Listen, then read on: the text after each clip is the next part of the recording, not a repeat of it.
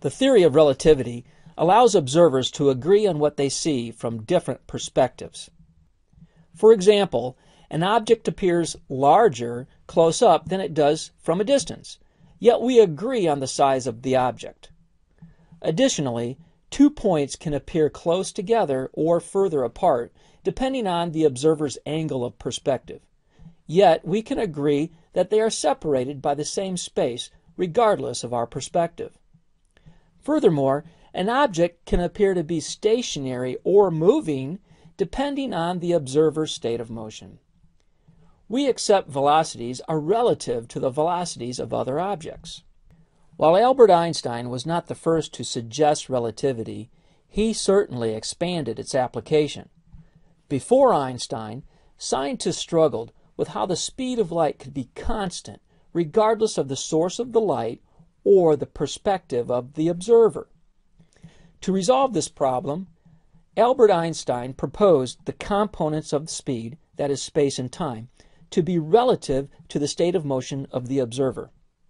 And as it turns out, he was correct. As objects increase speed, both time and length decrease. The relativity of space and time allows different observers to agree on the same speed of light. Einstein took relativity even further. He suggested we reevaluate how we look at other properties as well, for example, mass and energy. This questioning led to perhaps the most popular scientific equation of all time, E equals mc squared, where E is energy, m is mass, and c is the speed of light.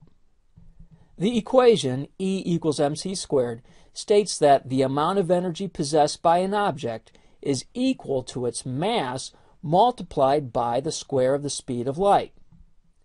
Now, since the speed of light is an incredibly high number, almost 300,000 kilometers per second, a small amount of mass contains a lot of energy. Additionally, the equation suggests that energy and mass are interchangeable with each other. In other words, energy can be converted to mass and mass to energy. Scientists have proven that mass and energy are interchangeable properties. Mass can be converted into energy, and energy can be converted into mass. This phenomenon can be demonstrated with particle accelerators. Particle accelerators are used to, well, accelerate particles. For example, scientists can use particle accelerators to make protons approach the speed of light. Energy must be applied to accelerate the proton, just like a car needs gas to move and we need food to run. As the energy is added, the proton accelerates. That is, it moves faster. However, not all of the applied energy is used to make the proton accelerate. Some of the energy is converted into mass, and the proton gets larger. As the proton approaches the speed of light, almost all of the added energy is converted into mass, and the proton never reaches the speed of light. Based on Einstein's equation, E equals mc squared, the amount of energy added is relative to the mass gained by the proton multiplied by the speed of light squared. In other words, a lot of energy is converted into a relatively small amount of mass. Additionally, these observations demonstrate that a particle with mass can never achieve the speed of light. It gets heavier instead of faster. If an object with mass could achieve the speed of light, its mass would be infinite.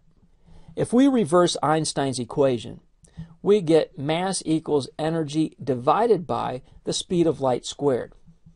Now, looking at it this way, we can see that a tiny mass can be converted into an enormous amount of energy. This has been painfully obvious with the use of atomic weapons.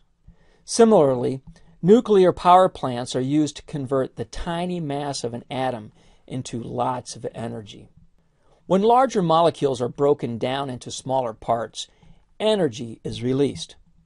The sum of the mass of the smaller parts is ever so slightly less than the mass of the larger particle. Where does that tiny bit of mass go? Well, it's converted into a relatively large amount of energy. In summary, the theory of relativity allows observers to agree on what they see from different perspectives. Einstein expanded the theory of relativity first to include space and time, and then mass and energy. Science has demonstrated that mass can be converted into energy and energy into mass. The equation E equals mc squared, where E is energy, m is mass, and c the speed of light, is used to express the relative nature of mass and energy. As the speed of light is a large number, a small amount of mass can be converted into a large amount of energy.